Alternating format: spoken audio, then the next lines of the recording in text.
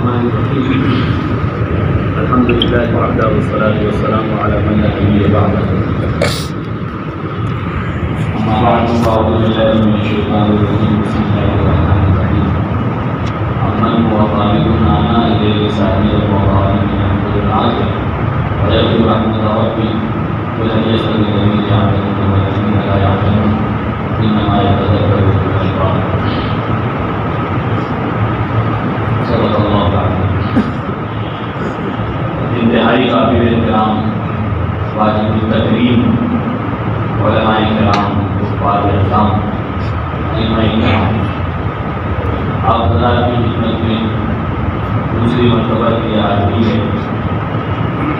کوئی بناوٹ نہیں ہے، تصنع نہیں ہے، تکلف نہیں ہے، لیکن حقیقت ہے ماشاءاللہ آپ حضرات کا بروقت ساتھیوں کی دعوت پر لبیک کہتے ہوئے اپنے دینی قیمتی مشاغل کو آگے پیچھے کر کے یہاں حاضر ہونا، جمع ہونا، یہ اللہ پاک اس کو میرا قبول ہے۔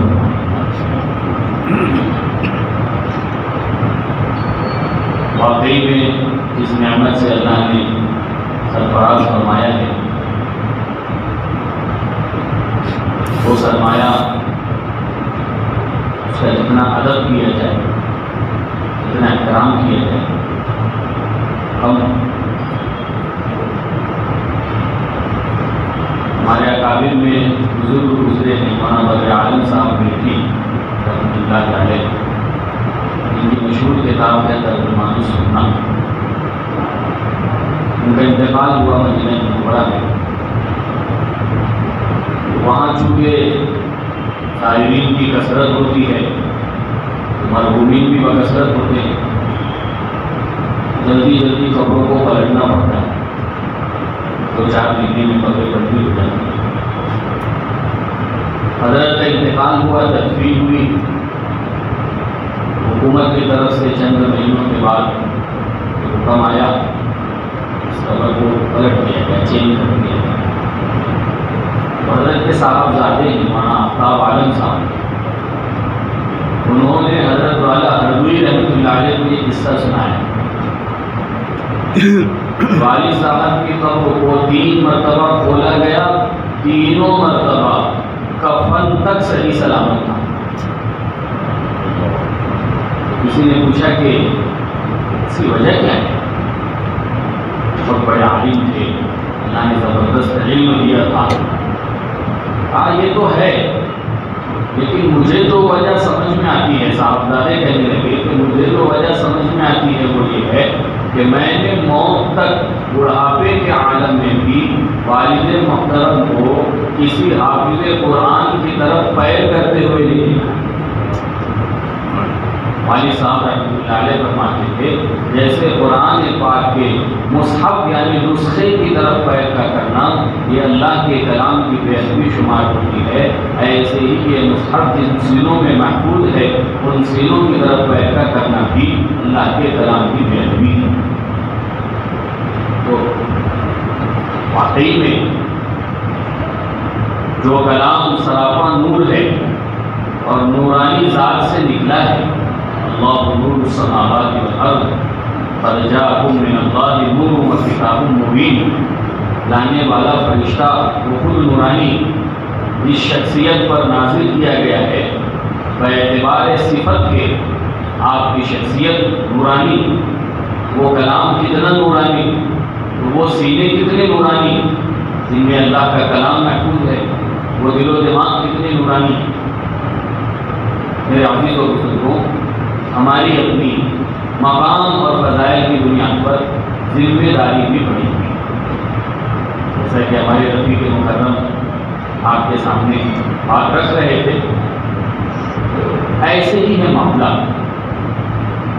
علماء نے لکھا ہے کہ اگر چوراہے کا پولیس تھوڑی دیر کے لیے اپنی ذمہ داری سے غافل ہو جائے تو نہ جانے کتنی سواریاں آپس میں ٹکرا جائیں، حادثات ہو جاتے ہیں۔ کہ ٹریفک پولیس مستقل دھوپ کو برداشت کر کے، سردی کو برداشت کر کے، بارش کو برداشت کر کے، اپنے بچوں کی بیماریوں کو ایک طرف رکھ کے اپنے والدین کے بڑھاپے کو بالائے طاق رکھتے ہوئے اپنی بیوی کو بیمار چھوڑ کر کے وہ اپنی ذمہ داری کو نبھا رہا ہے، تو آنے جانے والی سواریاں ترتیب سے چل رہی ہیں۔ علماء فرماتے ہیں کہ جب یہ ذمہ دار تھوڑی دیر کے لیے اپنی ذمہ داری سے ہٹ جائیں تو سواریاں آپس میں لڑ جاتی ہیں، ٹکرا جاتی ہیں، تو وہ اہل علم جن کے ذمے امت کی ذمہ داری دی گئی ہے، اگر وہ اپنے اس منصب سے غافل ہو جائیں تو پھر امت کا کیا حال ہے؟ پھر فرمایا کہ یہ جو پولیس کھڑا ہے نا، یہ بے فکر ہے، اس کو نہ کھانے کی پرواہ ہے اور نہ اپنے گھر میں کسی چیز کی، اس لیے کہ اسے پتا ہے بچوں کی اسکول کا نظام بھی حکومت کی طرف ہے اور گھر میں راشن پانی کا انتظام بھی حکومت کی طرف ہے، بیماری آ جائے تو بڑے سے بڑا خرچ بھی حکومت برداشت کرے گی، اس لیے کہ میں تو حکومت کا آدمی ہوں۔ وہ اپنی ساری ذمہ داریوں کو نبھا رہا ہے اور ان ذمہ داریوں کے تعلق سے مطمئن ہے۔ فرمایا ایسے ہی اللہ کے دین کے لیے محنت کرنے والے وارثین انبیاء میرے عزیز و بزرگوں، ان کی کفالت اور ان کی ضروریات کا پورا کرنا، یہ ذمہ داری تو اللہ رب العزت نے لی ہے۔ دارالعلوم دیوبند کے سب سے پہلے صدر مدرس حضرت مولانا یعقوب صاحب نانوتوی رحمۃ اللہ علیہ ایک مرتبہ درسگاہ میں داخل ہوئے تو یہ کہہ رہے تھے کہ میں نے حل کروا لیا۔ شاگردوں نے کہا کہ کیا حل کروا لیا؟ فرمایا کہ میں ایک زمانے سے اللہ سے اس بات کو مانگ رہا تھا کہ اللہ ان چار دیواری میں پڑھنے والوں کو آپ معاشی اعتبار سے کبھی پریشانی اور تنگی کا شکار نہیں کریں گے۔ آج مجھے یہ کہا گیا کہ یعقوب تمہاری دعا ہمارے یہاں قبول ہو گئی۔ اللہ پاک ابھی ظاہری اعتبار سے، اس لیے آپ دیکھو نا، جو مرمت کا کام کرنے والے ہیں، لوبی مستری کا کام کرنے والے ہیں، ان کی تنخواہیں ہم سے زیادہ ہیں، ان کی محنت، لیکن ابھی بھی لوگ حیرت کرتے ہیں کہ یہ اتنے سکون سے، اتنے آرام سے، بچے بھی ان کے زیادہ، فیملی بھی ان کی بڑی، اچھا کھاتے ہیں، اچھا پہنتے ہیں۔ میرے عزیز و بزرگوں، ہمارے ذمہ بڑی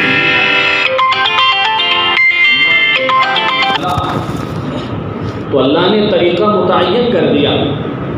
بگاڑ کی اصلاح کس طریقے سے ہوگی؟ امام مالک رحمۃ اللہ علیہ نے قسم کھا کر کے کہا لن يصلح آخر هذه الامہ الا ما اصلح اولها، اس امت کے بعد والوں کی اصلاح اسی طریقے سے ہوگی جس طریقے نے پہلوں کی اصلاح کی ہے۔ امت میں اس زمانے میں بگاڑ ہے، اس سے انکار نہیں ہے، لیکن اگر ہماری نظر اس دور اول کے بگاڑ پر ہوگی، جن کی نظر تاریخ پر ہے، وہ جانتے ہیں کہ ایسی قوم عرب کی اور ایسے باشندے جن کے اندر اکڑ، تکبر، بڑائی اتنی کوٹ کوٹ کر کے بھری ہوئی تھی، مورخین نے لکھا ہے کہ سعید ابن زرارہ جو مکہ کا سردار تھا زمانے جاہلیت میں، ایک عورت نے اس سے راستہ پوچھا، کہا اللہ کے بندے، اس نے کہا اے اللہ کے بندے فلاں علاقے کا راستہ کس طرف سے جاتا ہے؟ تو اس عورت پر اتنا غصہ اور خفا ہوا اس کے اس جملے پر کہ تو نے مجھ کو اللہ کا بندہ کیسے کہہ دیا؟ میں تو سردار ہوں، میں اللہ کا بندہ کیسے ہو سکتا ہوں؟ جو قوم اپنے آپ کو اللہ کا بندہ کہلوانا پسند نہیں کرتی تھی۔ ایک بہت بڑا عرب کا خطیب زمانے جاہلیت میں بصرہ میں اس نے خطاب کیا، لوگوں میں اس کا خطاب مشہور تھا، تو اس کے خطاب سے متاثر ہو کر کے مجمع نے کہا کہ اللہ تعالیٰ تم جیسے خطیبوں کو جو ہے اور پیدا کرے اور اس میں اضافہ ہو۔ تو وہ کہنے لگا لقد کلفتم اللہ شططا، تم نے تو اللہ کو نعوذ باللہ مشقت میں ڈال دیا، میرے جیسے کہاں ہو سکتے؟ اتنی بڑائی، اتنا تکبر، کسی کو خاطر میں نہیں لا رہے، کسی کے آگے جھکنے کے لیے تیار نہیں ہیں۔ لیکن میرے عزیز و بزرگوں، محنت جب ان کے اندر کی گئی اور ان کے اندر محنت کا صحیح رخ قائم کیا گیا تو قرآن کہہ رہا ہے وَعِبَادُ الرَّحْمَنِ الَّذِينَ يَمْشُونَ عَلَى الْأَرْضِ هَوْنًا، کہ یہی وہ اللہ کے نیک بندے ہیں جو زمین پر انتہائی تواضع اور عاجزی کے ساتھ چلتے ہیں۔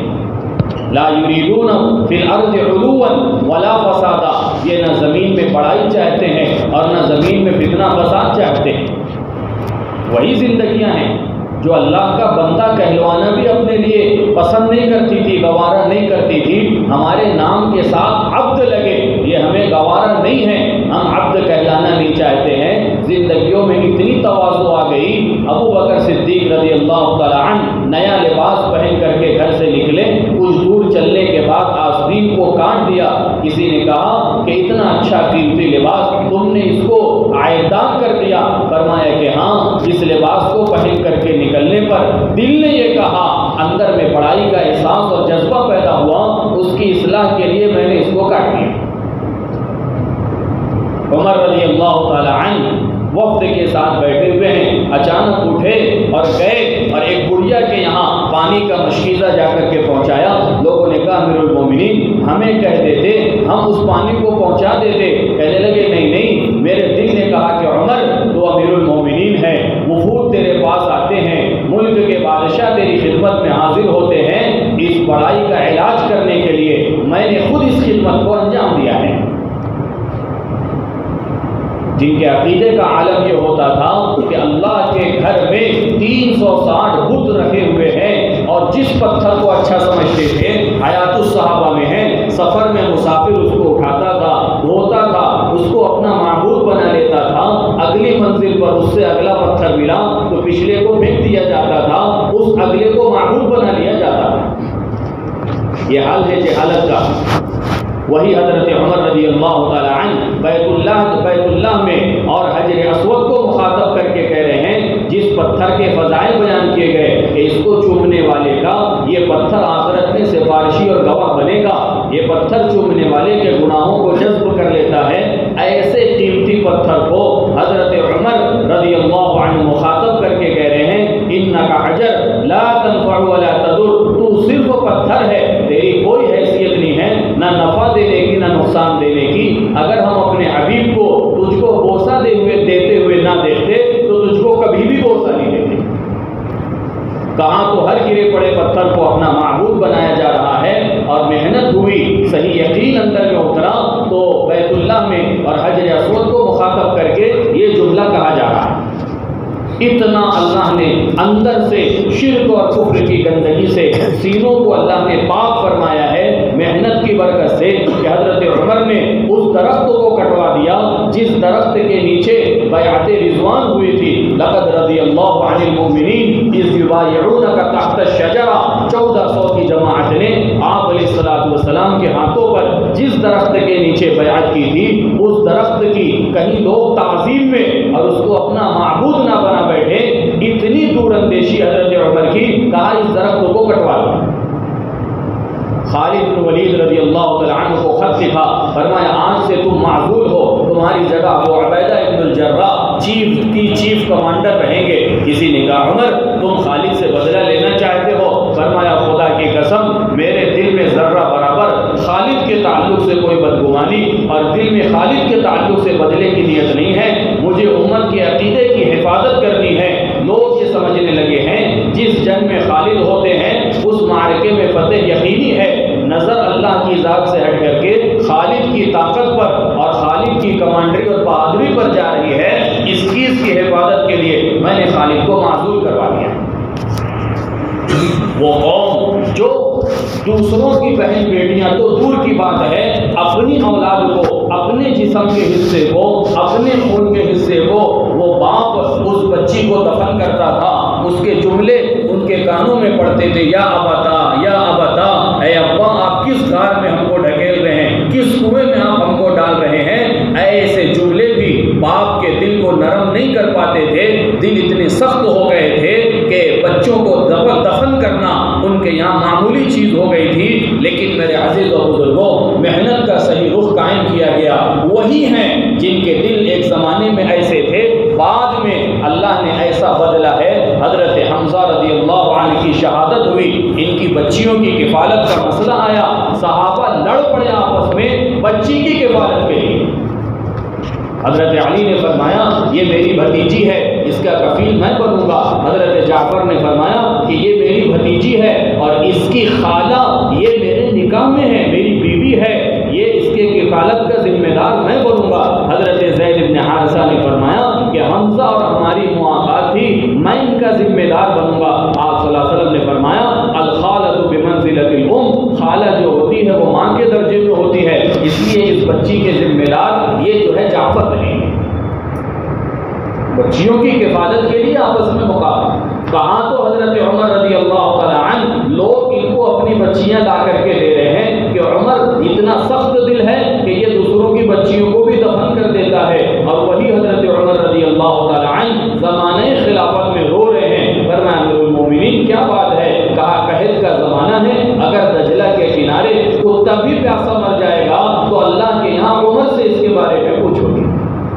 اپنے گھر گئے، اسلم سے کہا، ہاں مدینہ کے اطراف کا گشت کرتے تھے، سارے واقعات ہمارے سامنے ہیں میرے عزیزوں، دیکھا کہ ایک بڑی بھی ہے، بچوں کو جو ہے وہ پہلا رہی ہے اور ڈیگچی آگ پر جلا رہی ہے، اور بچے رو رہے ہیں، بھوک کی وجہ سے تڑپ رہے ہیں۔ فرمایا بڑی بھی کیا بات ہے؟ کہا ہمارا اور عمر کا فیصلہ تو اللہ کے یہاں ہوگا، ہمارے امیر بنے، ہمارے حالات کی خبر نہیں رکھتے، تڑپ گئے، بے چین ہو گئے، گھر پر آئے، اپنے ہاتھوں سے بوری کو بھرا، اپنے کاندھے پر اس کو لادا، اسلم سے کہہ رہے ہیں اس بوجھ کو میں اٹھاؤں گا، آخرت میں تم نہیں اٹھاؤ گے، اس لیے میں ہی لے کر کے جاؤں گا۔ اور گئے اور بوریوں کے اندر بوری سے اناج کو نکالا، چربی نکالی، کھانا نکالا، بنایا، آگ خود جلا رہے ہیں۔ اسلم کہتے تھے گنجان داڑھی سے دھواں نکلتا ہوا میں دیکھ رہا ہوں، کھانا تیار کر کے اپنے ہاتھ سے بچوں کو کھانا کھلا رہے ہیں اور بیٹھ کر کے دیکھ رہے ہیں۔ فرمایا جن بچوں کو میں نے روتا ہوا دیکھا تھا، اب ان بچوں کو میں ہنستا ہوا دیکھنا چاہتا ہوں۔ یہ تو بچوں کو دفن کر دیتے تھے، ان کے یہاں تو بچیاں عیب کی چیز سمجھی جاتی تھی۔ کیسے کتنے واقعات میرے عزیز و بزرگوں، کہا کہ کسی سردار کی بیٹی کے ساتھ اپنے منہ کے کالا کرنے کو فخر کی چیز سمجھا جاتا تھا، عورتوں کی ذات پر قصیدے کا لکھنا ان کے یہاں فخر کی چیز سمجھی جاتی تھی۔ امرؤ القیس جو عرب کا شاعر ہے، یہ عورتوں کو مخاطب کر کے اشعار کہتا تھا اور اس کو اپنے لیے قابل فخر چیز سمجھتا تھا۔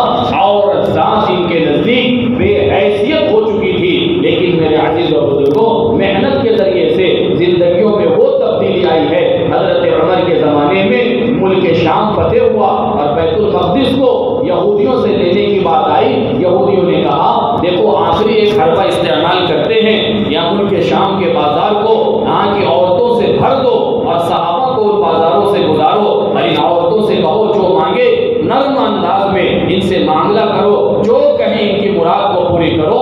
اگر انہوں نے نظر اٹھا کر کے ان عورتوں کی طرف دیکھ لیا تو سمجھ لو کہ تم ان سے مقابلہ کر لو گے اور اپنا بیت المقدس بچا لو گے، لیکن اگر انہوں نے نظر اٹھا کر کے نہیں دیکھی تو پھر تمہارا ان سے مقابلہ کرنا یہ پہاڑ میں سر مارنے کے برابر ہے، چٹان میں ٹکرانے کے مانند ہے، ان سے مقابلے کا کوئی فائدہ نہیں ہے۔ روایت یہ بتاتی ہے، تاریخ اس بات کی گواہ ہے، پورا بازار حسیناؤں سے اور خوبصورت عورتوں سے بھرا ہوا ہے۔ صحابہ کی جماعت جن کے سامنے اللہ کا کلام قل للمؤمنین یغضوا من ابصارہم ویحفظوا فروجہم، نبی جی ان سے کہیے یہ اپنی نگاہوں کو جھکائے رہیں، ایک فرد نے بھی کسی لڑکی کی طرف نظر اٹھا کر کے نہیں دیکھا۔ میرے محترم دوستوں بزرگوں، وہی طریقہ محنت مفتی محمد شفیع صاحب رحمۃ اللہ علیہ جو پڑوس ملک کے مفتی اعظم ہیں، انہوں نے اپنی زندگی کا سب سے پہلا رسالہ جو لکھا ہے وہ امر بالمعروف نہی عن المنکر ہے، اردو کا رسالہ ہے، آپ پڑھیے، مطالعہ کریے، اس میں آپ کو ملے گا۔ مفتی شفیع صاحب رحمۃ اللہ علیہ نے لکھا ہے یہ تبدیلی اس قوم میں کس محنت کی بنیاد پر پیدا ہوئی؟ فرمایا یہ دعوت کی محنت ہے جس نے اس قوم میں وہ تبدیلی پیدا کی کہ جو خیر القرون میں شر القرون خیر القرون میں تبدیل ہو گیا۔ دور جہالت ہے، زمانے جہالت ہے، لیکن آپ نے فرمایا میرا زمانہ بہترین زمانہ ہے، صحابہ کا زمانہ بہترین زمانہ ہے۔ یہ وہ دعوت کی محنت کے ذریعے سے میرے عزیز و بزرگوں آج بھی یہی محنت ہے۔ ہمارے پاس جو قرآن و حدیث کا علم ہے، روشنی ہمارے پاس ہے، امت تو جہالت کے ساتھ ہے۔ جہالت اندھیرے کو کہتے ہیں، اندھیرے والا تو اندھیرے میں رسی کو، سانپ کو رسی سمجھ کر کے اٹھا لے گا، اسے کیا پتا وہ لکڑی سمجھ کر کے سانپ کو اٹھا لے گا، لیکن جس کے پاس علم کی روشنی ہے، جن کے پاس قرآن و حدیث کا نور ہے، یہ صحیح رہبری کریں گے کہ اس وقت میں امت کو کس اعتبار سے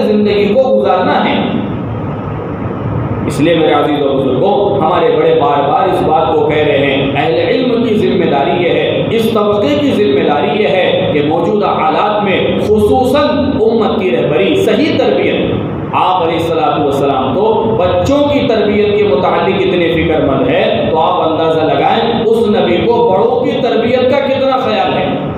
حضرت حسن رضی اللہ تعالیٰ عنہ 5 سال کے بچے ہیں، صدقے کی کھجور منہ میں رکھ لی، آپ نے منہ میں سے کھجور نکلوا دی، فرمایا حسن ہم سادات میں ہیں، ہمارے لیے صدقے کا مال جائز نہیں ہے۔ عمر ابن ابی سلمہ چھوٹے بچے ہیں، ساتھ میں کھانا کھا رہے ہیں اور کھانے میں ہاتھ ان کا ادھر ادھر چل رہا ہے، آپ نے فرمایا یا غلام سم اللہ کل بیمینی وکل مما یلیک، بچے اپنے دائیں ہاتھ سے کھاؤ، اپنے آگے سے کھاؤ، اللہ کا نام لے کر کے کھاؤ۔ بچوں کی تربیت۔ ابن عباس رضی اللہ تعالیٰ عنہ کو حضور نے سواری پر اپنے آگے سوار کیا، فرمایا غلام انی اعلمک کلمات، میں تجھ کو چند باتیں سکھاتا ہوں، تو ان کو سیکھ لے۔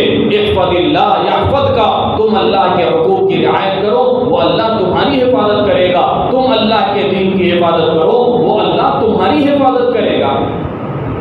تو جس نبی کو بچوں تک کی تربیت کا اتنا خیال ہے، وہ بڑوں کی تربیت کے لیے کتنے فکر مند ہے۔ ماشاءاللہ بڑی خوشی ہوئی آپ حضرات کے یہاں کے نظام کو سن کر کے، مکاتب کے تعلق سے دیہات میں، مسجد میں، علاقے میں محنت ہو رہی اور ضرورت ہے اس بات کی۔ مولانا علی میاں ندوی رحمۃ اللہ علیہ نے تکبیر مسلسل میں یہ بات نقل کی ہے کہ ہم اپنے مشن میں اس وقت تک کامیاب نہیں ہوں گے جب تک امت اپنے کھانے پینے، اپنے پہننے اوڑھنے سے زیادہ اپنی اولاد کی تعلیم کے بارے میں فکر مند نہیں ہو جائے، ان کی تعلیم و تربیت کی فکر، اولاد کو اچھا کھلا دینا، اچھا پہنا دینا، ان کی رہائش کا انتظام کرنا، یہ تو جانور بھی اپنی اولاد کے بارے میں فکر مند ہے، کھلا رہا ہے، رکھ رہا ہے، ان کے لیے ہر ایک اعتبار سے فکر مند ہے، اصل تو ان کی تربیت ہے۔ علماء نے لکھا ہے انسان واحد وہ مخلوق ہے جس کی صفات کو ظاہر کرنے کے لیے اس پر محنت کی ضرورت ہے۔ بکری کے بچے کو بتانا نہیں پڑتا کہ ماں کا تھن یہاں ہے اور اس طریقے سے دودھ کو پینا ہے، چڑیے کے بچے کو سمجھانا نہیں پڑتا کہ تمہیں ایسے پر پھیلانا ہے اور اس طریقے سے اڑنا ہے، مچھلی کے بچے کو سکھانا نہیں پڑتا کہ تم کو اس طریقے سے تیرنا ہے۔ یہ جانور ہیں جن کی صفات پیدائشی طور پر ظاہر ہو رہی ہیں اور یہ اپنی صفات کو ظاہر کر رہے ہیں، لیکن کہا انسان کا بچہ اگر اس کی صفات کو ظاہر کرنا ہے اس پر محنت کرنا پڑے گی۔ کیوں؟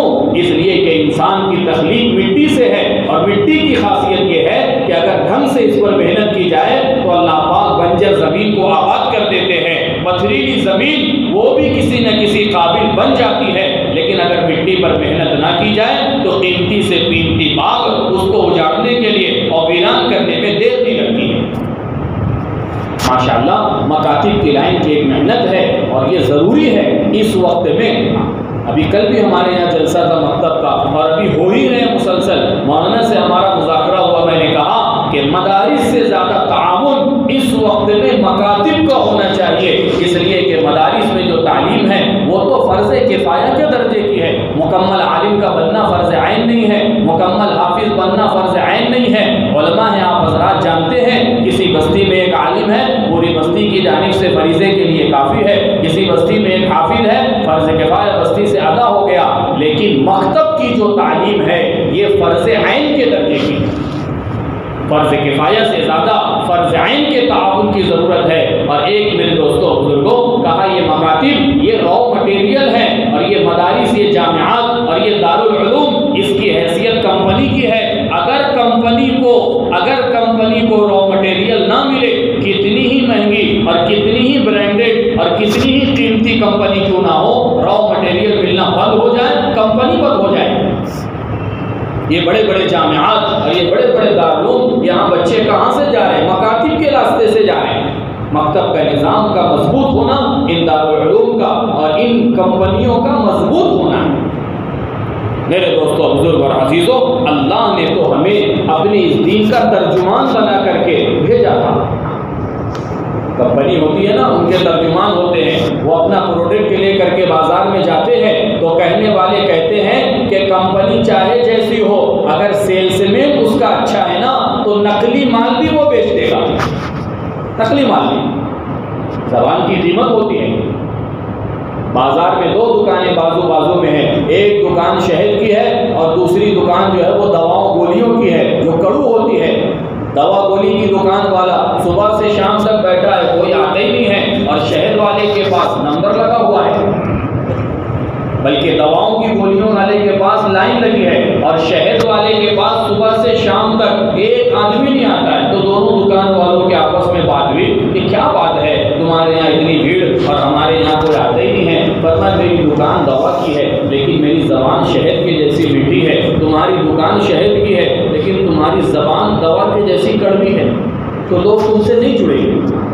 فرمایا وَلَوْ قُلْتَ فَصًّا غَلِيظَ الْقَلْبِ لَانفَضُّوا مِنْ حَوْلِكَ. نبی جی یہ جو صحابہ کا مجمع یہ پروانے کی طرح اپنی جان کو آپ پر نچھاور کرنے کے لیے تیار ہوتا ہے، یہ آپ کے اشاروں کا منتظر ہوتا ہے. یہ صرف اس وجہ سے ہے کہ آپ نرم دل ہیں اور آپ جو ہے وہ اچھی طریقے سے بات کرنے والے ہیں. اگر آپ سخت دل ہوتے ایک بھی ان میں سے آپ کے پاس نہیں رہتا. میرے دوستوں بزرگ اور عزیزوں، اللہ نے محنت دی ہے، بچوں پر محنت ہو رہی ہے، لیکن ایک بڑی ذمہ داری بڑوں پر محنت کی ہے.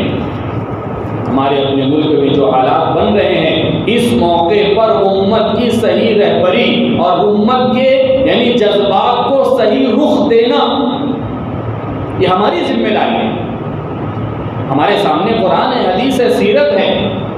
ایک بہت بڑا طبقہ ہمارے اپنے ملک میں ان لوگوں کا ہے جن کا ایمان سے اسلام سے تعلق نہیں ہے، خیر ہے دوسرے مذاہب کے ماننے والے ہیں. میرے عزیز و بزرگوں دھیرے دھیرے دھیرے دھیرے ایمان والوں کے جوانوں کا، بڑوں کا، بوڑھوں کا، عوام کا ذہن ان کے تعلق سے کیا بنتے جا رہا ہے اس ذہن کو صاف کرنے کی محنت ہے. حضور پاک صلی اللہ علیہ وسلم نے یہ مزاج اپنی امت کا بنایا تھا. ہمیں لوگوں کی ہلاکت مطلوب نہیں ہے، ہمیں لوگوں کی ہدایت مطلوب ہے. حضور بڑے سے بڑے دشمن کے متعلق وہ جملے ارشاد فرما رہے جو ان کو جوڑنے والے ہیں، جو ان کو قریب کرنے والے ہیں. حضرت خالد بن ولید رضی اللہ تعالی عنہ یہ وہی خالد ہیں جن کے داؤ کی وجہ سے اور جن کے حملے کی وجہ سے غزوہ احد جیتا ہوا مارکا کہاں جیت وہ شکست میں بدل گئی اور اتنا بھاری نقصان ایمان والوں کو ہوا کہ 70 سے زیادہ تعداد صحابہ کی شہید ہو گئی. یہاں تک کہ خود جناب نبی کریم صلی اللہ علیہ وسلم گڑھے میں گرے ہیں، خون کی کڑیاں گھسی ہیں، آپ کے دندان مبارک شہید ہوئے ہیں اور چہرہ خون سے آلود ہوا ہے. آپ نے فرمایا کیف یفلح قوم شجوا نبیہم وکسروا رباعیہم. وہ قوم کیسے کامیاب ہوگی جس نے اپنے نبی کے دندان کو منہ توڑ دیا اور جس نے اپنے نبی کے چہرے کو خون آلود کر دیا. یہ مارکا یہ تو فتح ہو چکا تھا لیکن یہ شکست میں بدلا. حضرت خالد رضی اللہ تعالیٰ عنہ درے کے پیچھے سے آئے اور انہوں نے حملہ کیا. چکی کے 2 پارٹ میں صحابہ آ گئے. اس خالد کے متعلق حضور پاک صلی اللہ علیہ وسلم جب مکہ تشریف لائے تو خبر سن کر کے حضرت خالد یمن کی طرف چلے گئے. ان کے بھائی سے آپ نے فرمایا کیا بات ہے، خالد جیسا عقل مند، خالد جیسا سمجھدار، خالد جیسا فہم و فراست والا ابھی تک اسلام سے ناواقف ہے. یہ نہیں کہا کہ اچھا ہوا بھاگ گیا، اگر وہ آج رہتا تو ہماری طاقت ہے، آج ہم بدلے لے دیتے اور آج ہم سبق سکھا دیتے اور آج ہم جو ہے ان کو جو ہے بتا دیتے ہماری طاقت اور ہماری پاور. نہیں، آپ صلی اللہ علیہ وسلم کا جملہ جوڑنے والا. اور دوسرا جملہ حضور نے یہ فرمایا کہ اگر خالد آج بھی ہمارے پاس آ جائے ہم اپنی صف میں سب سے آگے خالد کو جگہ دیں گے. حضرت خالد رضی اللہ تعالیٰ عنہ فرماتے تھے جس وقت میں اللہ کے نبی صلی اللہ علیہ وسلم کی خدمت میں اسلام قبول کرنے کی نیت سے حاضر ہوا، دور سے میں حضور پاک صلی اللہ علیہ وسلم کا چہرہ دیکھ رہا ہوں. آپ مسکرا نہیں رہے تھے بلکہ مسلسل مسکرا ہی رہے تھے. اور آپ نے جملہ اس وقت ارشاد فرمایا، کہا آج مکہ نے اپنے کلیجے نکال کر کے رکھ دیے.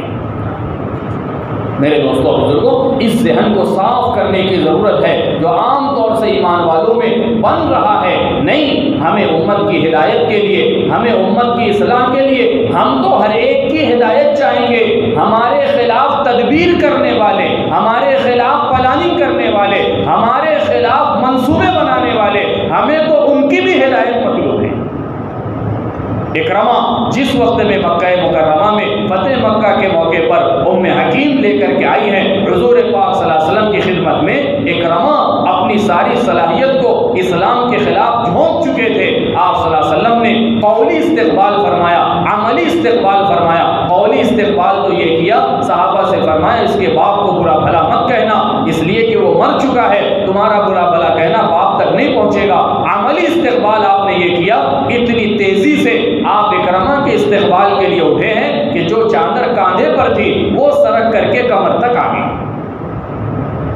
میرے دوستو، بزرگ اور عزیزوں، ہر ایک کے تعلق سے خیر خواہی کا جذبہ، ہر ایک کے تعلق سے ہدایت کا جذبہ۔ مولانا یوسف صاحب رحمۃ اللہ علیہ نے بڑی عجیب بات فرمائی، فرمایا طائف کے واقعے کا خلاصہ اگر تمہیں سمجھنا ہو تو فرمایا جبرائیل امین کے 2 جملے طائف کے واقعے کا پورا خلاصہ ہے۔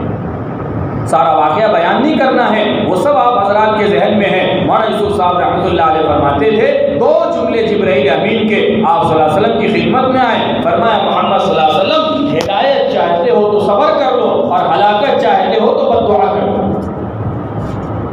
فرمایا نبی جی ہدایت چاہتے ہو تو صبر کر لو اور ہلاکت چاہتے ہو تو یہ جبل احمر ہے، یہ جبل ابو قبیس ہے، ان دونوں کے درمیان میں طائف کی بستی ہے، یہ پہاڑوں کا فرشتہ ہے، آپ کی ایک بد دعا پر ان کی ساری نسل تباہ ہو جائے گی۔ اللہم اہد قومی فانہم لا یعلمون، اے اللہ یہ میری قوم ہے، اللہم الیک اشکو ضعف قوتی وقلت حیلتی وہوانی علی الناس، اے اللہ میں تو اپنی کمزوری کی شکایت آپ کے سامنے رکھتا ہوں، مجھے ان کی ہلاکت نہیں چاہیے، ہدایت کے لیے۔ مولانا یوسف صاحب رحمۃ اللہ علیہ نے اپنے بیان میں ذکر کیا ہے کہ جو نبی چور کے ہاتھ کٹنے پر آنسو بہانے والا ہے، وہ نبی کیا امت کے جہنم کے فیصلے پر ان کو خوشی ہوگی؟ کیا جذبات ہیں امت کے تعلق سے، دشمنوں کے تعلق سے کیسی تکلیفیں پہنچائیں؟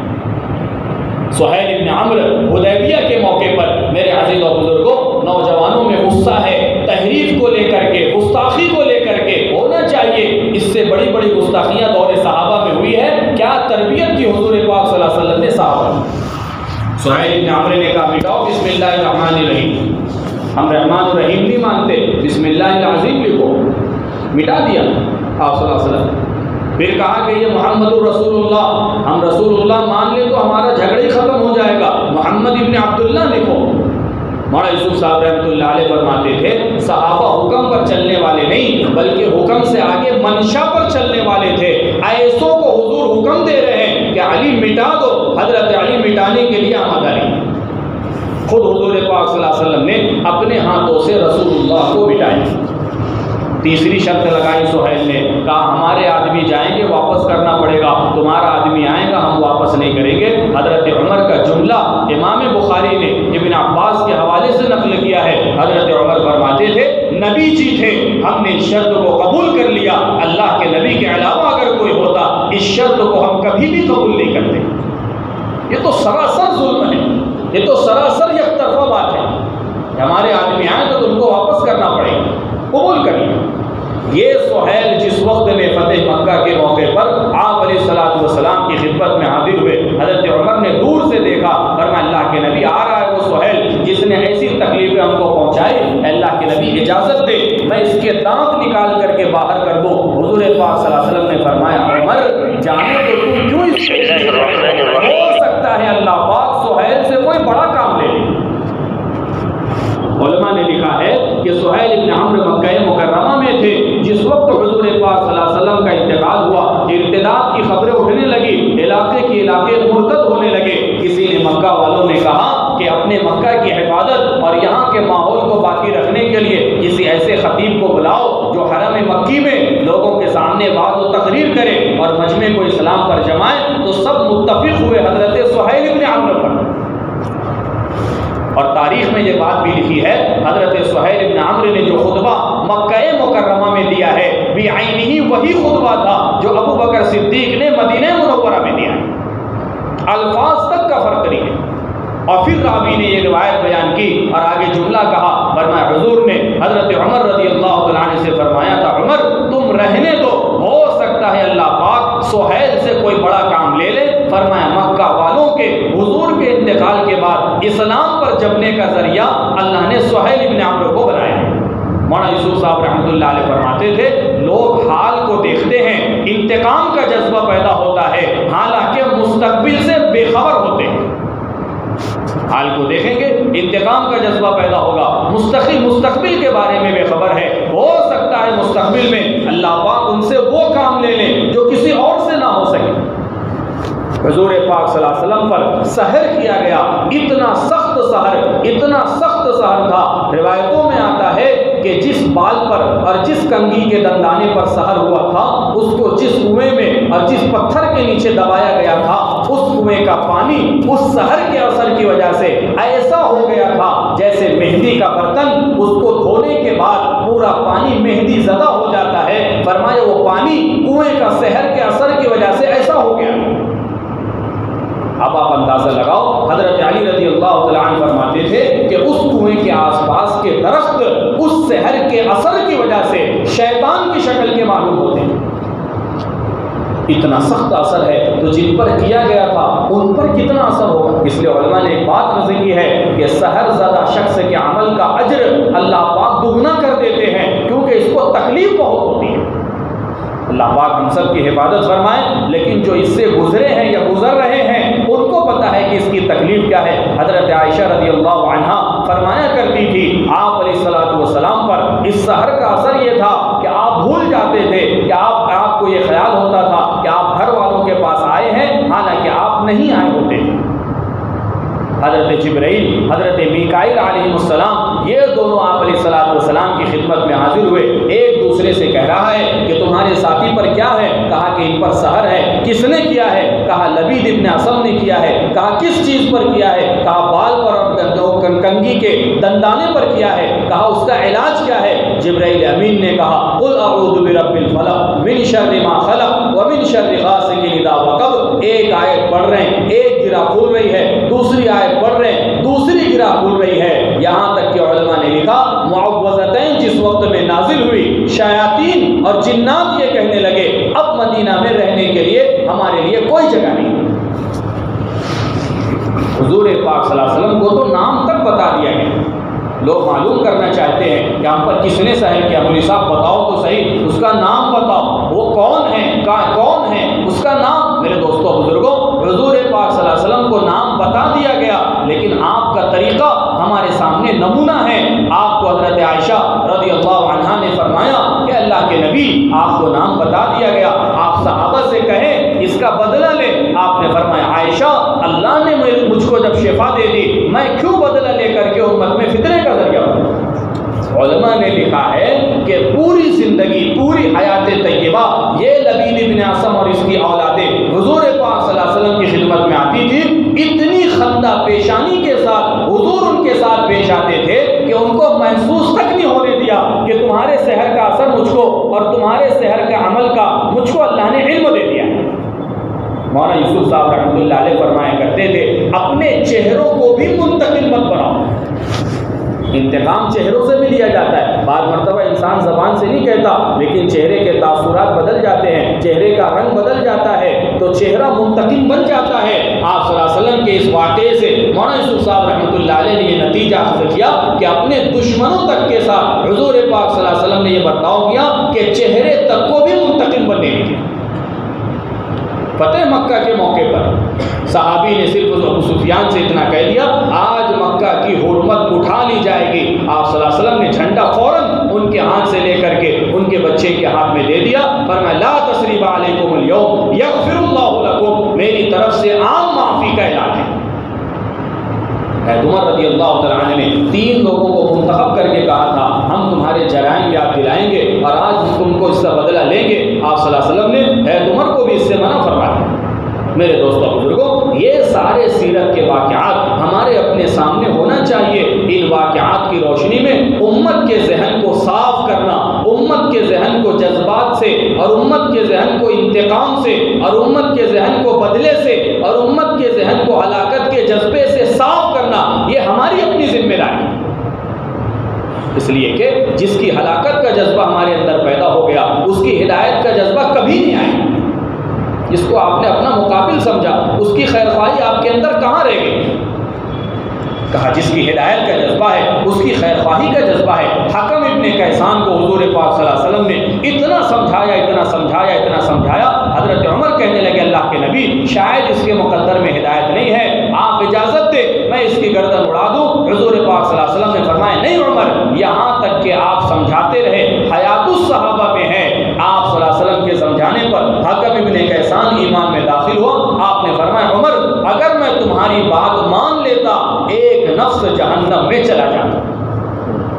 میرے دوستوں بزرگوں، ہماری اپنی ذمہ داری یہ ہے صحیح رخ سے امت کی اصلاح، امت کی تربیت، امت کو مساجد سے جوڑنے کی محنت ہے۔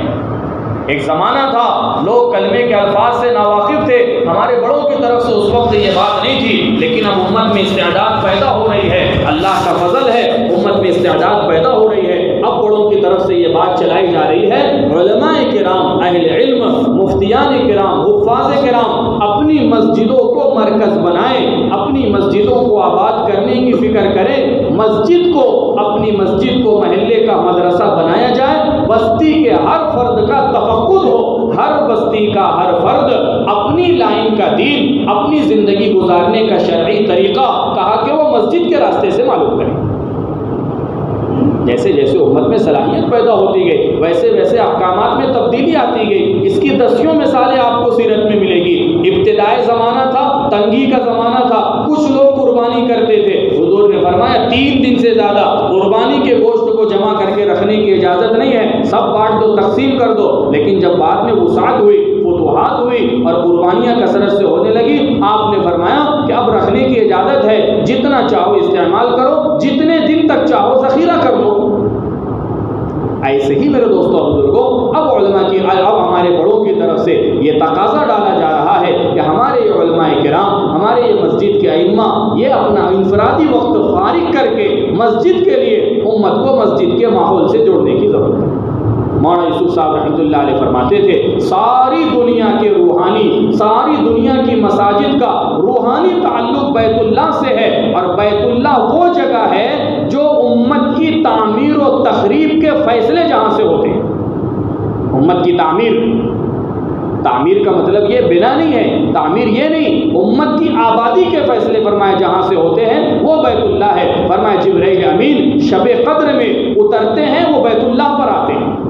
شب برات میں حضرت جبرائیل علیہ السلام اور فرشتوں کی آمد، کہا کہ یہ بیت اللہ، اور تخریب کے فیصلے کہا قوم لوط کو جس وقت تباہ کرنے کے ارادے سے فرشتے آئے ہیں، کہا سب سے پہلے بیت اللہ پر آئے۔ اس پر مولانا یوسف صاحب رحمۃ اللہ علیہ فرماتے تھے امت کی تعمیر و تخریب کا تعلق کہا کہ یہ مسجدوں سے جڑا ہے۔ امت اللہ سے بعد میں کٹی ہے، پہلے اللہ کے گھر سے کٹی ہے۔ جس گھر میں آنا جانا کم ہو جاتا ہے، گھر والوں سے تعلق کمزور پڑ جاتا ہے، یہاں تک کہ لوگ اپنے رشتہ داروں کو بھی بھول جاتے ہیں کیونکہ برسوں وہاں جانا ہی نہیں ہوا ہے۔ امت اللہ سے بعد میں کٹی ہے، پہلے یہ اللہ کے گھر سے کٹی ہے۔ اس محنت کے ذریعے سے ابھی بڑی شدت کے ساتھ یہ آواز لگ رہی ہے امت کے ہر فرد کو، جیسے بچوں کو مکاتب کی لائن سے مسجد سے جوڑا گیا ہے، ایسے ہی بڑوں کو کہا کہ مسجد کی آبادی کی اس محنت کے ذریعے سے پورے محلے کے بالغ مردوں کا مسجد سے جڑنے کا پورا مستقل نظام بنے۔ امت کے اندر جو غم ہے، امت کے اندر جو فکر ہے ہماری حفاظت کا کیا ہوگا، ہم تو اقلیت میں ہیں، ہماری تعداد بہت کم ہے، ہم تو 15-20% ہے، ان کی اکثریت ہے، ان کی حکومت ہے، ان کا غلبہ ہے، ساری چیزیں ان کے۔ میرے دوستو عام مجمع کا ذہن یہ بن رہا ہے، لوگ اپنی جان اور مال کو غیر محفوظ سمجھ رہے ہیں۔ میرے عزیز و بزرگوں، مسجد میں ایمان والوں کے حلقے کو قائم کر کے ان کو اس بات کو سمجھانا ہے، ہم نے جیسے اللہ کو اللہ مانا ہے، وہ ہمارے رب ہیں، ساری میرے دوستو ہلاکت کے نقشوں میں رکھ کر کے حفاظت کے کرنے والی طاقت اللہ کی ہے۔ یونس علیہ السلام، پانی کا اندھیرا، مچھلی کے پیٹ کا اندھیرا، رات کا اندھیرا، اور اس میں حضرت یونس علیہ السلام ہے، اور وہ مچھلی اتنے نیچے حضرت یونس کو لے کر کے گئی ہے۔ روایتوں میں آتا ہے حضرت یونس علیہ السلام نے فرمایا میں نے زمین کے کنکروں کی تسبیح کی آواز سنی ہے۔ ہلاکت کا نقشہ ہے، بنی اسرائیل کا ہلاکت کا نقشہ ہے، اور فرعون بظاہر اس کی نجات کا نقشہ ہے، لیکن نجات والے کو اللہ نے ہلاکت دی، اور ہلاکت والوں کو اللہ نے نجات دی ہے۔ یہ بات امت بظاہر جہاں حفاظت کا نقشہ نہیں ہے وہاں اللہ نے حفاظت کر کے بتائی ہے۔ عبداللہ جو حضور پاک صلی اللہ علیہ وسلم کے دادا محترم ہیں، آئے ابرہہ کے لشکر کے پاس، سردار کے پاس، اور اللہ نے بڑا نورانی چہرہ، علماء نے لکھا ہے حضور پاک صلی اللہ علیہ وسلم کی نبوت کا نور حضرت عبداللہ کے چہرے پر تھا، اتنا وجیح، اتنا نورانی چہرہ تھا۔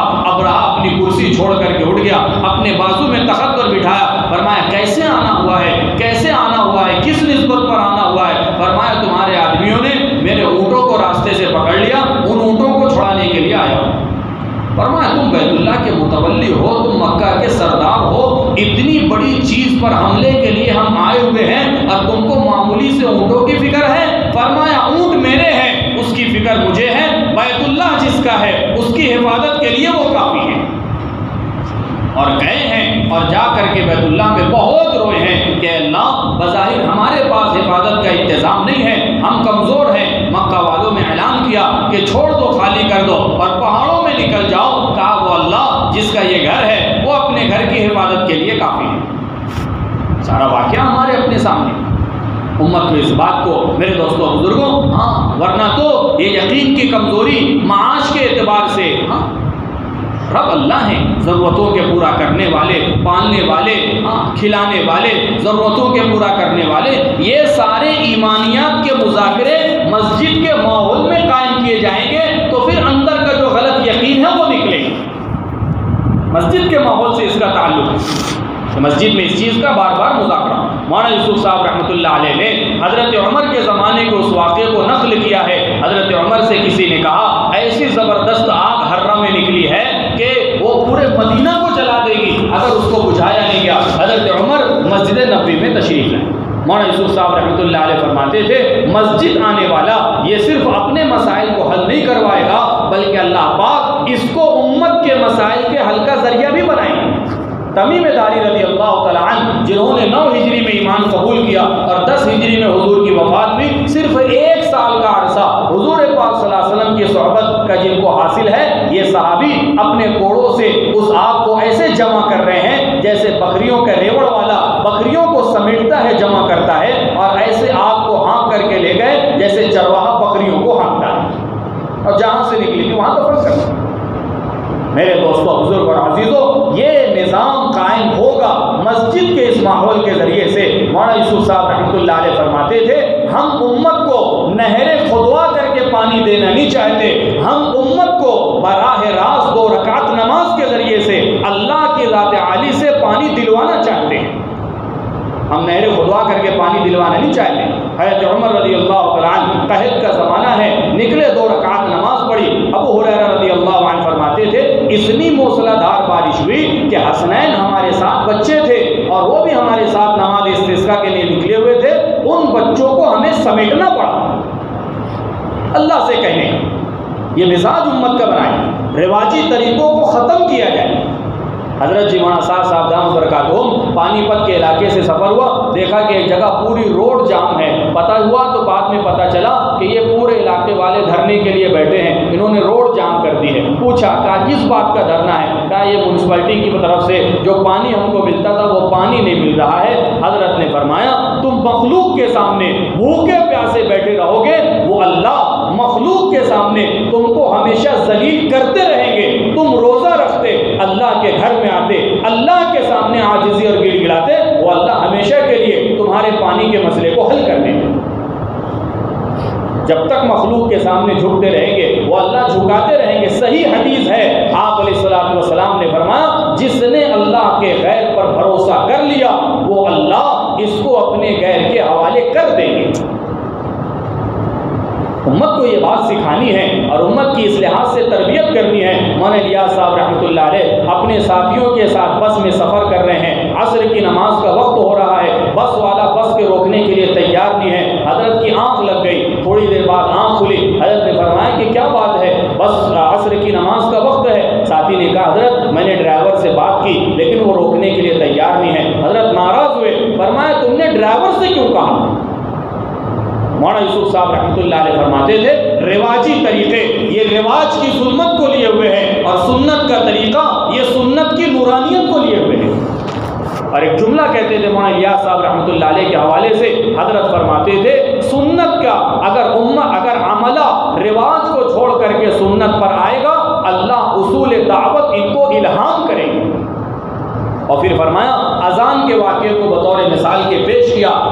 رواجی طریقے حضور کے سامنے پیش کیے گئے، آپ نے ہر ایک کا انکار کر دیا، یہاں تک کہ سنت سے قریب جو عمل ہے کہ اب بلال اعلان کریں گے الصلاۃ الصلاۃ کہ نماز کا وقت ہو گیا، یہ طے ہوا، لیکن یہ شکایت بعد میں آئی کہ حضرت بلال جن محلوں میں بعد میں جاتے ہیں وہاں والے نماز میں تاخیر سے آ رہے ہیں، جس کی وجہ سے ان کی جماعت چھوٹ جا رہی ہے۔ تو یہ ہوا میرے دوستوں بزرگوں، اس سنت عمل کی برکت سے پھر اللہ نے اذان کو الہام کیا ہے۔ اس لیے میرے عزیز و بزرگوں یہ ہماری اپنی ذمہ داری ہے۔ اسی کے ساتھ ساتھ اللہ رب العزت نے جیسا ہمارے ساتھی کہہ رہے تھے نا، ہو سکتا ہے امت اکرام نہیں کرے گی، بہت صبر کرنا پڑے گا، بہت برداشت کرنا پڑے گا۔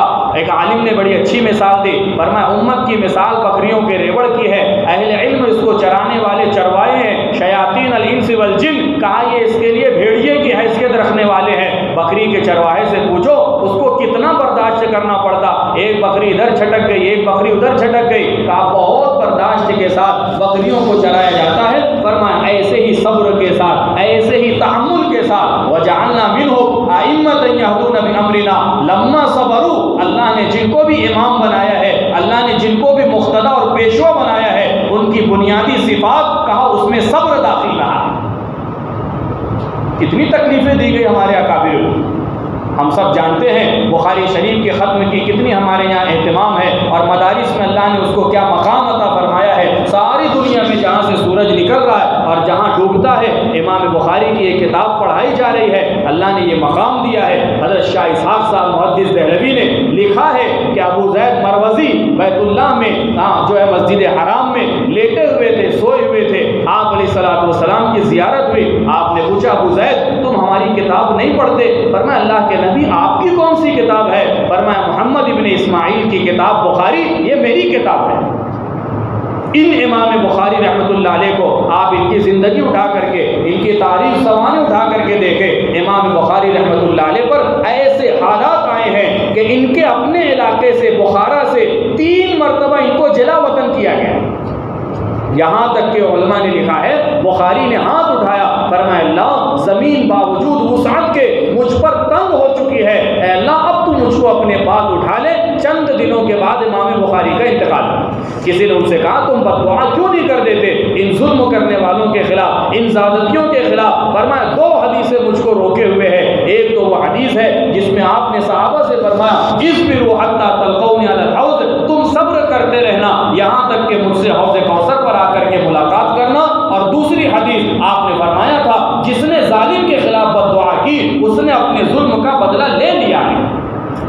امام بخاری کو ابو حفص کبیر نے کہا بخاری تم کو فتویٰ نہیں دینا ہے۔ امام بخاری سے کسی نے مسئلہ پوچھا، 2 بھائیوں نے اگر ایک جانور کا دودھ پی لیا تو کیا حرمت رضاعت کا؟ تو کسی نے امام بخاری کی طرف یہ قول منسوب کیا تو انہوں نے کہا ہاں حرمت ثابت ہو جائے گی، حالانکہ مولانا عبدالحی لکھنوی نے اس واقعے کا انکار کیا ہے کہ بخاری جیسا محدث اور وہ اس درجے کے مسائل بیان کرے، نہیں ہو سکتا ہے، لیکن اس واقعے پر امام بخاری کو جلا وطن کیا ہے، تم چھوڑ دو، بخارا میں نہیں رہ سکتے۔ دوسری مرتبہ ایمان کے مخلوق غیر مخلوق ہونے کا مسئلہ چھڑا، امام بخاری کو بخارا سے نکال دیا گیا۔ تیسری مرتبہ قرآن کے مخلوق غیر مخلوق ہونے کا مسئلہ چھڑا، امام بخاری کو بخارا سے نکال دیا گیا۔ امام مالک رحمۃ اللہ علیہ کا زمانہ، امام دار السنہ، امام دار الہجرہ، میرے عزیز و بزرگوں ایسی عظمت اللہ کے نبی علیہ الصلوۃ والسلام کے شہر کی، علماء نے لکھا ہے کبھی بیت اللہ، کبھی مدینہ منورہ میں انہوں نے استنجا اور بیت الخلا نہیں کیا، کبھی چپل پہن کے مدینہ منورہ میں چلے نہیں ہیں۔ اللہ کے نبی صلی اللہ علیہ وسلم کے شہر کی بے ادبی ان امام مالک کو ابو جعفر عباسی خلیفہ نے جو خود ساختہ خلیفہ تھا اتنے کوڑے مروائے جلاد سے، امام مالک بے ہوش ہو گئے۔ جب ہوش میں آئے پہلا جملہ زبان سے نکلا انی اشہدکم قد عفوت عن ظالمی، پوری مجلس والوں کو میں گواہ بنا کے کہتا ہوں میں نے اپنے مارنے والے کو معاف کر دیا۔ کسی نے پوچھا امام صاحب اس نے تم کو بے ہوش کر دیا اور تم اس کو معاف کر رہے ہو؟ فرمایا یہ بنو عباسیہ، یہ عباس کے خاندان سے جو حضور کا خانوادہ ہے، اگر میں نے اس کو معاف نہیں کیا اللہ کے ہاں اس کی پکڑ ہوگی، حضور کے خاندان کا ایک فرد جہنم میں جائے، مالک اللہ کے نبی کو کیا منہ دکھائے؟ امام احمد ابن حنبل رحمۃ اللہ علیہ کو ایسے کوڑے مارے جاتے تھے، ابن کثیر رحمۃ اللہ علیہ نے لکھا ایک کوڑا ہاتھی کو مارا جائے وہ چنگھاڑتا ہوا جنگل کی طرف دوڑ جائے، ایسے 80 کوڑے روزانہ مارے جاتے تھے۔ کسی نے فرمایا کہ تم ان کے خلاف بد دعا کیوں نہیں کر دیتے؟ فرمایا میں بد دعا کر دوں گا، یہ جہنم کے مستحق ٹھہریں گے، جہنم میں جائے، اس سے احمد ابن حنبل کو کیا نفع ہو؟ فمن عفا واصلح فاجرہ علی اللہ، جس نے معاف کر دیا، صلح کا راستہ اختیار کیا، اس کا اجر اللہ کے یہاں ثابت ہو گیا۔ فرمایا اللہ آخرت میں اعلان کریں گے لیقم من اجرہ علی اللہ، آج وہ لوگ کھڑے ہو جائیں جن کا اجر اللہ کے یہاں ثابت ہو گیا۔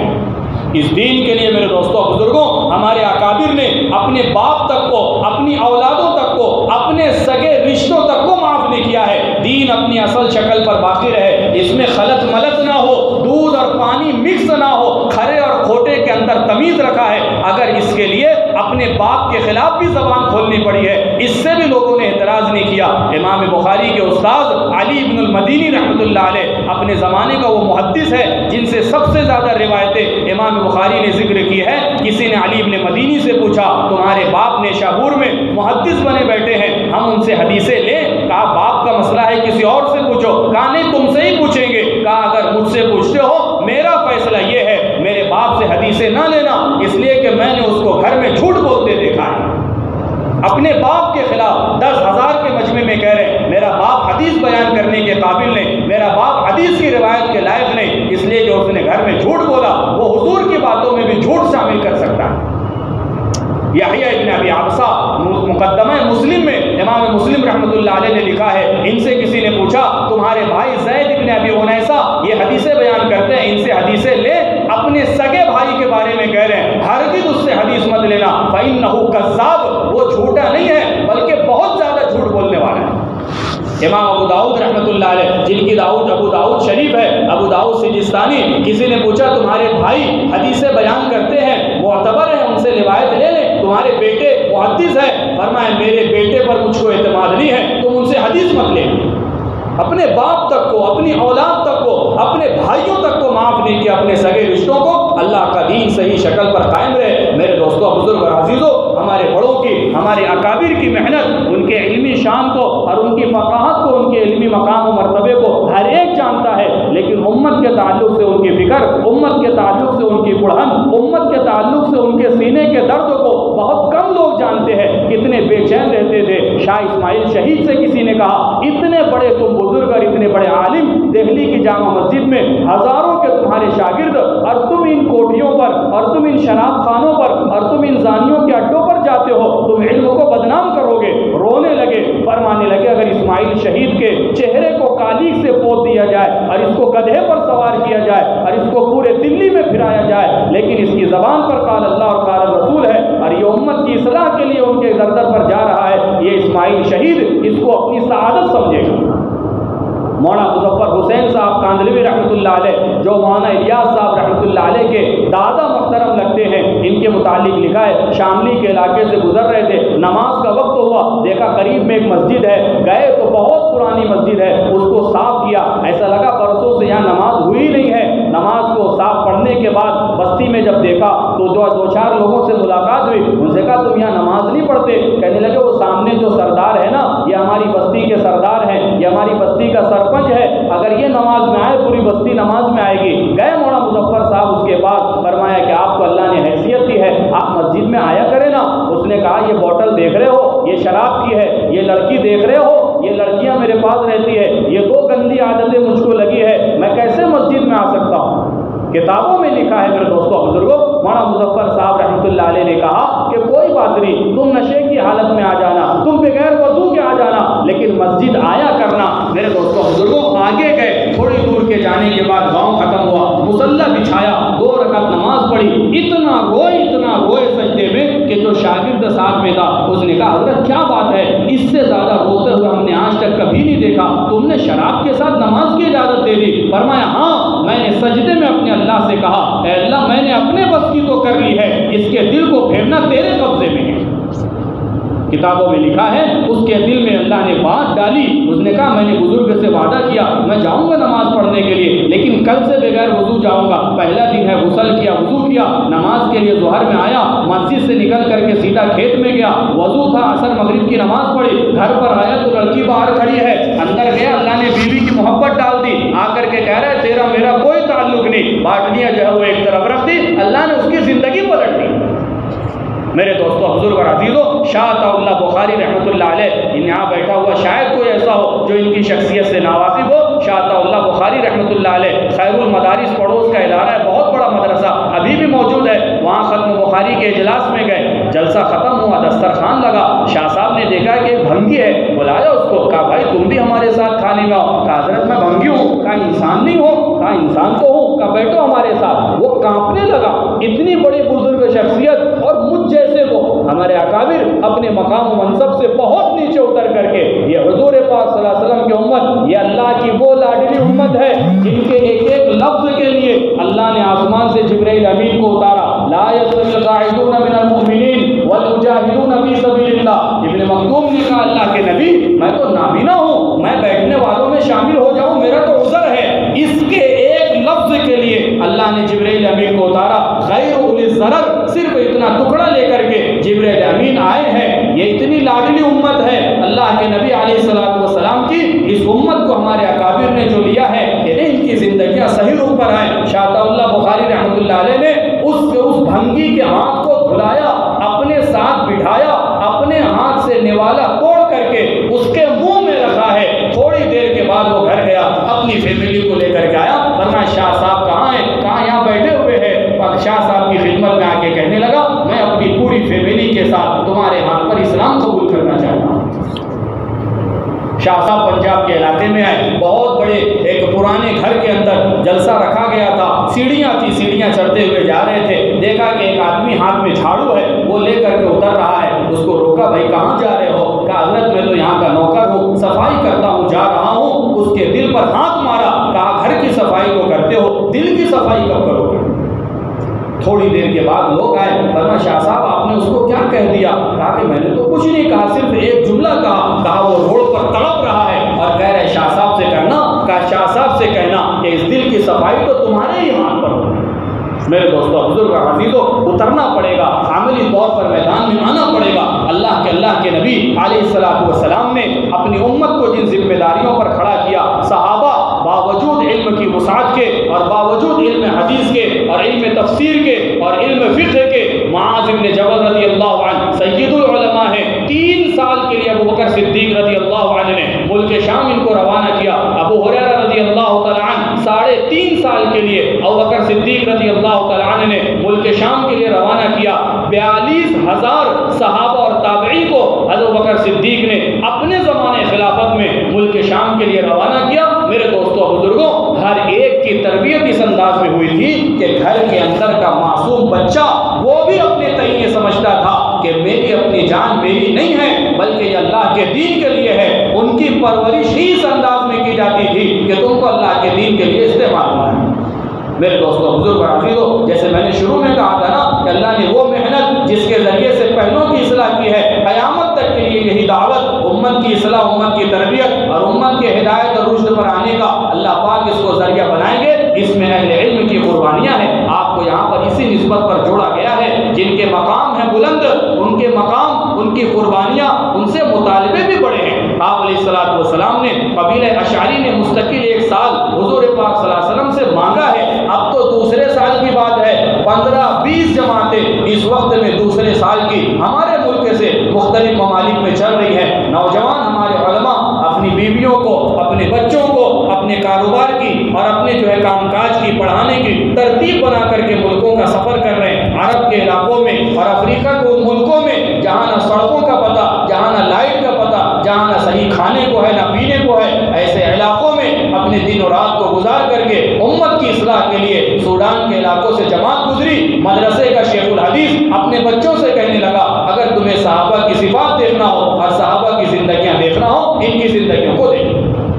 اس کے لیے میرے دوستو بزرگوں، آپ حضرات سے ہمارا مطالبہ یہ ہے، اس مجلس میں جو ہمارے سال والے علماء کرام ہیں، سب سے پہلے ہماری گزارش ان سے ہے، اب دوسرے سال کا تقاضا ہے، اب ہماری اپنی ذمہ داری بڑھ رہی ہے، ایک سطح پر نہیں رہنا ہے، اپنے بڑوں کی طرف سے جیسے جیسے حضرت نے فرمایا، مولانا صاحب دام برکاتہم نے اپنے اندر عمر والی صفات پیدا کرو۔ فرمایا عمر کی صفت کیا ہے؟ کہا عمر اگلے حکم کے انتظار میں رہا کرتے تھے۔ فرمایا ہمارے اندر بھی یہ جذبہ ہو، کب ہمارے بڑوں کی طرف سے اگلا تقاضا ہے، ہمیں اس تقاضے کو پورا کرنا ہے۔ ایک زمانہ تھا سال کی بات چلتی تھی، اب اگلا سبق دیا جا رہا ہے دوسرے سال کے لیے۔ اس کے بعد کہا کہ تیسرے